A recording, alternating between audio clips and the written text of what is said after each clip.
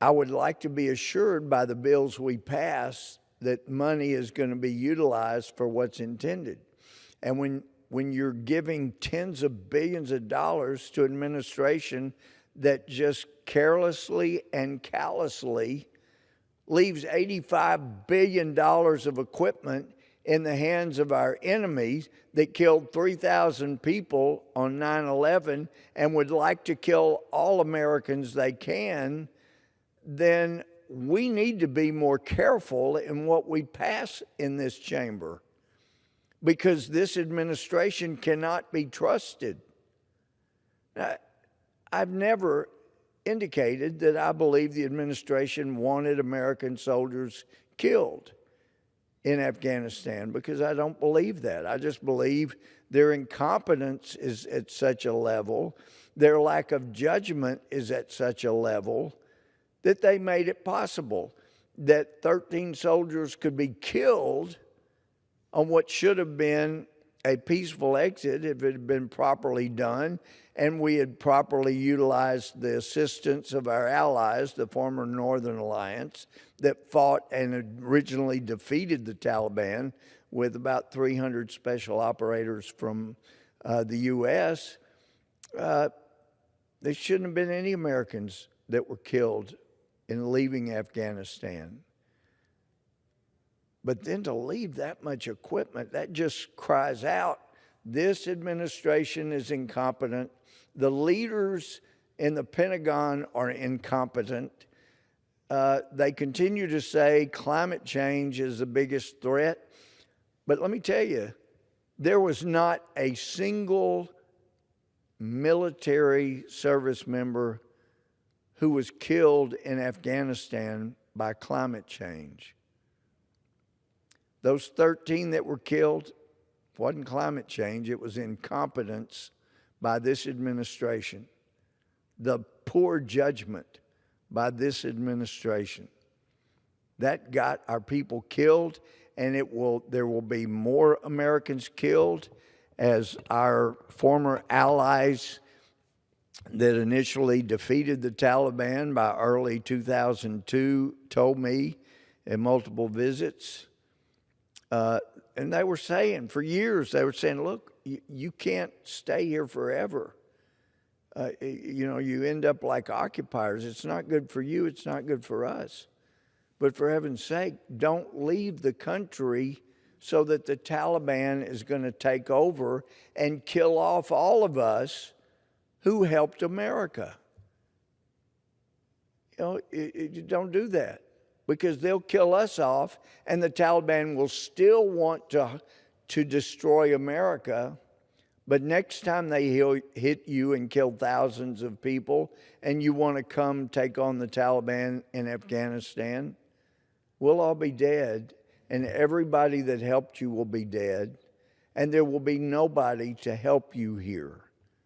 So they were trying to warn us not to negotiate with the Taliban, just defeat the Taliban and leave them in a position in Afghanistan to defeat the Taliban when they tried to rise again. This administration did exactly the opposite. They negotiated with the Taliban. They left them $85 billion of equipment to help kill Americans in the future and our allies in the future. And it sent a message to China and Russia. If you want to invade another country, if you want to take over an area where the U.S. was once the prominent force to be reckoned with, do it now, because the administration in charge in America is too incompetent to do anything about whatever imperialistic moves you want to make. That was the message this administration sent. So we need more safeguards. I think about a predecessor of mine, Charlie Wilson, as some constituents have said over the years. Charlie had a lot of personal issues, problems, but he was always honest about them. But Charlie was on the appropriations, and he knew how to leverage appropriations. As the founders knew, they gave us the power of the purse, and yet this chamber doesn't use our leverage to get good governance out of a faulty administration. We just rush to give them sacks and sacks of tens and hundreds of billions of dollars so they can throw it around wherever they want to. I was shocked to see that this administration, for the first time in the history of the United States of America, is promoting atheism and humanism. They're providing grants, as I understand, through the State Department to groups in other countries that will encourage atheism in those countries. They'll provide grants to other groups, but to be providing funds, grants to export atheism makes it clear that this administration is going to create chaos around the world. As John Adams said, and it can't be said too often, this Constitution was intended for a moral and religious people. It is wholly inadequate for the governance of any other. So unless we're going to get back to teaching moral absolutes, some things are just wrong and some things are right. But if you're not going to teach those moral imperatives that we've had throughout our country, that the Supreme Court said, no, you got to stop with those. 10 Commandments, no, don't be teaching that. Somebody might think it's improper to murder. You don't want to let that be taught in schools or brought up in public areas. Get rid of those. John Adams knew. George Washington knew. He talked about the imperative nature of teaching morality and religion. Atheism is the absence of religion. It's not a religion. And yet this administration, heavily funded by this body, is going around the world saying, yeah, we want to give you money if you're going to spread atheism and humanism, where we teach people to be as selfish as they possibly can be. This country won't continue to go on as an experiment in self-government, because you're going to have to get rid of the Second Amendment. You're going to have to get rid of the right to be protected from unreasonable search and seizure. You're going to have to get rid of the freedom of assembly. You'll have to get rid of freedom of speech. You can't have freedom of religion. So we're going to have to basically get rid of the Constitution. But I would prefer to do what the founders talked about. And sure, there's never been but one perfect human being in all of history. None were perfect. But the amazing thing about the founders is they recognized their imperfection. They even put it in writing because they understood the importance of all people being equal, and that all people were endowed with rights not from mankind, but from God. And when you fail to recognize that, then it's very easy to take away people's rights. Because, who are they? But if you believe what the Bible taught and teaches, created in God's image, and I don't think it was in a physical image, but if created in the Creator's image, then people, every single person, is worthy of being free and worthy of having rights as pronounced in our Bill of Rights and our Constitution. So we're at a very precarious situation in our history. We've had those before. And the founders, like Thomas Jefferson, yeah, he had slaves, but go look at his original copy of the Declaration of Independence. He made clear that slavery was a scourge. It was an abomination. It was a harmful thing. It was a grievance that the founders had against King George III because he should never have allowed slavery to get a foothold at all, and that it was going to help destroy the country. He had slaves, but he recognized this was a problem.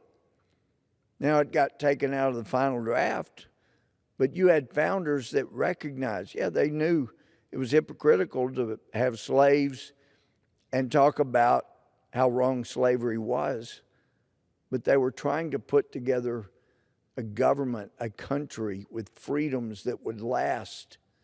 But they understood how precarious that was. And they understood that no government ever lasts forever.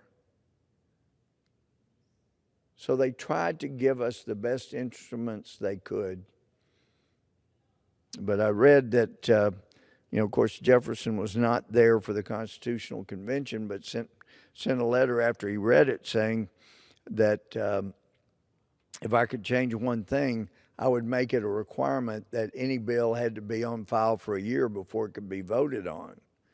Well, that would have kept us from voting on this bill that rushes in as formula production is getting back to close where it was in January, and we rush in the last minute and say, no, we're going to allow people to buy more Chinese milk wherever they choose to make it. Isn't it interesting? We keep doing things that end up profiting countries that hate us. Well, that brings me to the topic of fuel. It's rather ironic. There's an article we had from the Gateway Pundit. There was a Houston television station doing a story on the wind turbines in Texas, as ERCOT was created to create policies, oversee our energy production in Texas. And we never really had problems with energy production until we got ERCOT. And then, of course, they were putting so much emphasis in green energy that we had a terrible power outage in winter because, yeah, they were taking care of spending more and more on windmills and solar, but they didn't follow the advice that said you need to winterize the natural gas connections, and so they weren't winterized, and we had a failure. And in this story, the Texas grid operator ERCOT was forced to take unprecedented emergency measures on Wednesday to avoid rolling blackouts amid a heat wave as wind turbines failed to produce energy due to low winds.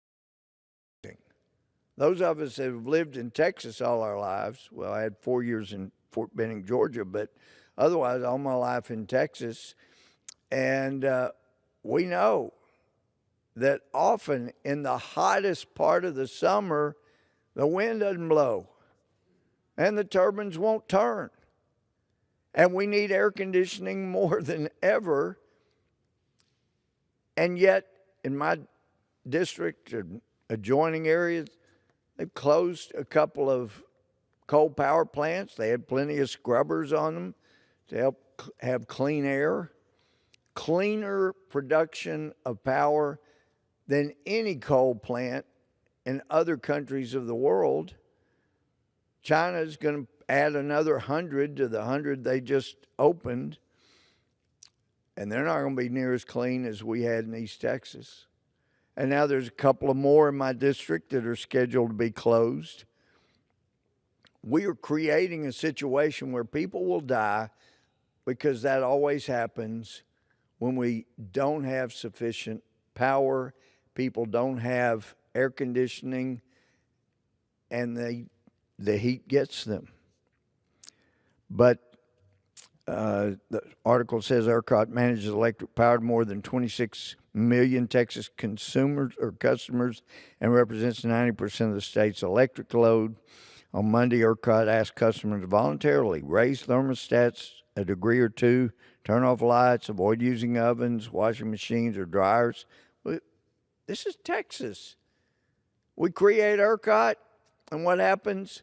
They go nuts on green energy, and now we're going to have what Gray Davis used to have. They called grayouts.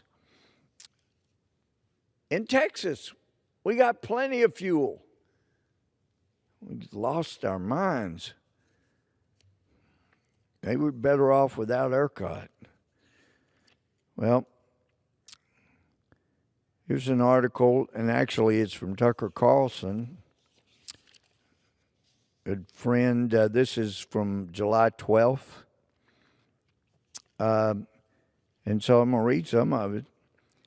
He said, voters, it turns out, are not into any of those things, and so nothing that resembles the Green New Deal is going to pass the United States Congress in our lifetimes. I'm hoping not. Provided this remains an actual democracy, which is to say, provided the public has anything to say about how they're governed. That's a non-starter here. It's never going to happen by democratic means, but that doesn't mean it can't happen. It doesn't mean that ideologues can't impose the Green New Deal on weaker countries that are too poor to refuse it. And over the past several years, that's exactly what they've done. So the Green New Deal is actually taking effect around the world. So we don't have to guess what would happen if it took effect here. We can know. That's science. Let's start with Ghana. Ghana, a pretty little country, peaceful place, actually on the west coast of Africa. 3 years ago, Ghana was in great shape. It had one of the fastest growing economies in the world. In fact, it had so much energy over most of the last decade, it was exporting it to its neighbors in West Africa. Now, those energy exports from Ghana peaked in 2014. Why that year? Well, because the next year, the World Bank published this headline on its website. World Bank approves largest ever guarantees for Ghana energy transformation. Oh, when they promised to transform your energy, slow down. But Ghana didn't slow down. They just kept going. The World Bank promised to provide, and we're quoting, quote, technical assistance for energy sector reforms and the drafting of a new renewable energy law, unquote. So in return for all this help, Ghana agreed to limit its carbon emissions. And then they entered the Paris Climate Agreement. Oh, how virtuous. What happened next? This is the part you don't read that much about, but last year Ghana experienced a complete shutdown of its national power supply. No more electricity, no emissions, because we have no electricity. And blackouts have continued since then. Just yesterday, a news source in Ghana reported residents in part of the Ashanti region who have been hit with power cuts are without water as well, because it turns out you need electricity to provide water, also to grow food. Now, this is not a small thing. The Ashanti region has millions of people living in it. They're all now living in the Stone Age. And it's not just the energy grid. That's now compromised in Ghana. International observers say the country is now facing severe food shortages and hunger, starvation within a matter of months. Why is that? It's a fertile country, hardworking people. Now they're running out of fertilizer. Why?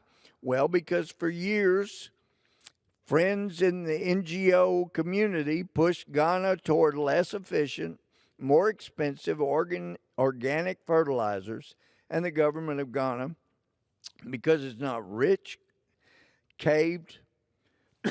Last year, according to Ghana's news service, Ghana agricultural minister urged local farmers to adopt an organic agriculture system to reduce the impact of climate change.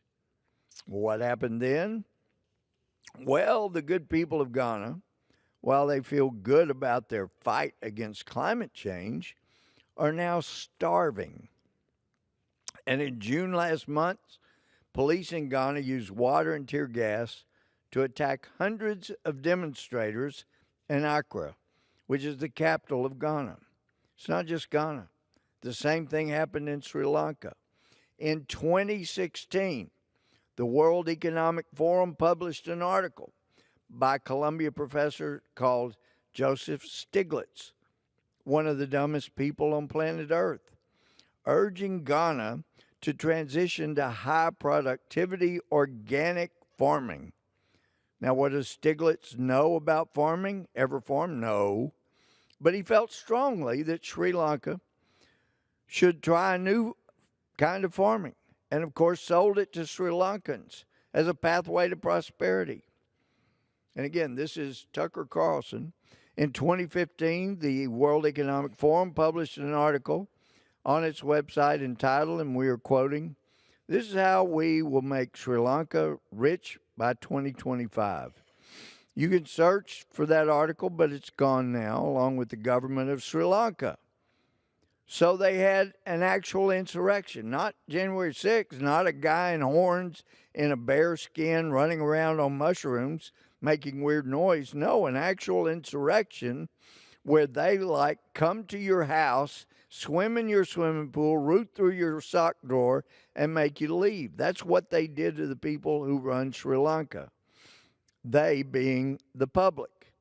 The turning point came in 2021 when the president of Sri Lanka, acting on advice from the World Economic Forum, banned the use and importation of chemical fertilizers. Now, the problem was virtually every farm in Sri Lanka uses those fertilizers to produce food, when it turns out people need every day in order to survive. As a result of that move, food prices in Sri Lanka nearly doubled. Millions more Sri Lankans now live in poverty, which is not a joke, and because the economy has collapsed, Sri Lanka now cannot afford fuel imports. So Sri Lankans are now waiting days for gasoline. Then he has a story there from Sri Lanka. What's so interesting is millions of people are now really suffering. The government just fell in Sri Lanka. Now no one in Sri Lanka is white. They are what our Democratic Party would call people of color, and yet the American intellectuals who pushed that disaster on Sri Lanka, who are responsible for the suffering there, have all escaped culpability. No one is saying a word about it. Meanwhile, a cop in Minneapolis, well, getting away from the topic, the Netherlands, for example, which is a very rich country, the second biggest food exporter in the world, tried to do, for reasons that are not clear but may have to do with Western guilt, the same thing that leaders in Sri Lanka tried to do. They just ordered farmers to virtually cut all of their nitrogen oxide emissions to save the environment. Now, doing that would shutter most farms in the Netherlands and destroy the country's food supply, and once again, that led to riots. So everything that's happened in Sri Lanka and Ghana and the Netherlands is happening at the behest not simply of ideologues, but of some of the largest financial institutions in the world. They want more of this. It's why Ghana has achieved a near-perfect ESG environmental impact score of 97.7. According to the World Economic Research, Sri Lanka has an ESG score of 98.1. The Netherlands, 90.7. So the poorer you get, the more human suffering there is, the higher your ESG score. And that's important because companies will not invest unless you have a high ESG score. Interesting. So these countries have no choice, And that's why South Africa, for example, worked so hard to get an ESG score that now totals 91. Now, that effort began in 2015 when South Africa switched to renewables. Now, how did that work? Well, like everything in South Africa, no one in America really wants to know. It's their favorite country. It's success. What's life like in South Africa for people of all colors? Well, The Guardian, of all places, reported at the time, and we're quoting, solar, biomass, and wind energy systems are popping up all over the country and feeding the clean energy into the strained electrical grid. So the grids have been falling apart since 1994, but no problem. The green energy geniuses are going to save South Africa. How'd that work? 7 years later, the Washington Post reports South Africa regularly experiences rolling blackouts that last 8 hours or more, crippling economic activity, disrupting life in the nation of 60 million people. Ask anybody that lives there. It's falling apart. Doesn't work. Also join France. France is committed to renewable energy. How's that working? Well, France currently has an ESG score 92.6. Because 10 years ago, France pledged to drive a quarter of all its energy from renewables in 2018. These policies led to riots, and he goes on to talk about how much chaos it created for France. Every place that it's been tried with this green energy, it's fallen apart. Every single one, with no exceptions. Albania, Kenya, Argentina, Peru, Ecuador, Panama, Libya, and so on. But it's not just a problem there, it's becoming a problem here. So the United States, our ESG scoring in environmental issues currently stands at 58. But Joe Biden, who buys into every stupid trend, wants to change that. It's very important to get our ESG score up. Look, you see in history, you see around the world, when Marxists want to take over, they take advantage of weaknesses and they exploit them. And what they've seen in America, exploit this green energy deal in the name of saving the world. And yes, there'll be riots, and for the morons that say I promote violence, I've never promoted violence. I've promoted using our institutions that were created to peacefully resolve them. And as a historian, it's clear that Dr. King's peaceful methods work best toward bringing about needed change. But as a historian, you have to note, when our institutions don't do their jobs, then you end up with violence. I don't want violence, but that's what happens. It's happening in these countries that have gotten their ESG score up, and people start starving, and they see their families suffering. We can avoid all that, but we've got to stop the insanity. And what does it really come back to? This. I saw it in the Soviet Union as a college student. I'm seeing it happening now when I thought socialism, communism, progressivism, whatever you want to call it, I thought it was dead because it fails every time it's tried. There is a tiny elite ruling class when you have Marxism, socialism, progressivism. Tiny little elite ruling class. And they will have power. They will have electricity. They'll have what they need. They'll have food to eat. You might hear some of them behind closed doors say, let them eat cakes or bugs. Yeah, we're being told, eat bugs, because your countries are going broke because they're trying to get up their ESG scores. Unnecessary. We have people saying, you got to get rid of your car. You can't have a car. That gives you too much freedom. You're a peasant. We want to get back to the Middle Ages, these people say, that want to be part of the elite ruling class. Yeah, let's get back to Middle Age mentality where we have peasants and they walk everywhere and the elite ruling class gets to ride in style. No, we had the greatest, freest, most wonderful country. Sure, it had problems. Every country has problems, but it was the best that's ever been. And now we're destroying it. And we're going back to a time when elitists will fly around in their private jets and everybody else will have to walk. Now let's get back to freedom across the board. And we cannot do it if we do not take notice and usage of the things with which this country has been blessed more than any other. You know, we had another bill to put off limits more uranium. Well, don't worry. You know, when Hillary Clinton was Secretary of State, we sold, I think, about 20% of our uranium available to Russia.